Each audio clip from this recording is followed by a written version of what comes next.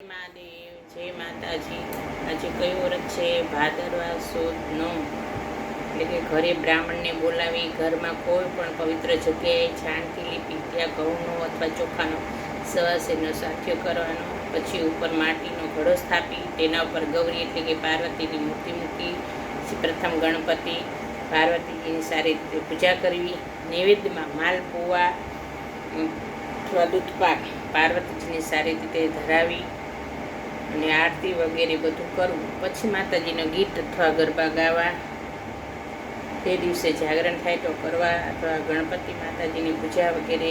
નવજાત રાંધેલા 9 વસ્તુ રાંધેલી એટલે કે અન્નપૂર્ણામાં નૈવેદ્ય ધરાવવું. ત્યાર પછી આરતી વગેરે માતાજીની કરવી અને શ્રીફળનો અર્ધ આપી પૂજા પૂરી કરવી. છેલ્લે બધું જ બ્રાહ્મણને અર્પણ કરી જમાડી દક્ષિણા આપી પછી બીજે દિવસે પારણા કરવા. આ વ્રત કરારે ત્રિવિધ તાપોથી દૈહિક દેવીનું ભૌતિક ક્ષણ કરવા પડતા નથી. મતલબ કે તે કોઈ પ્રકારનું અસખ્ય દુઃખ આવી પડતું નથી. બાકી સંસારના દુઃખમાંથી કોણ બચી શકે છે?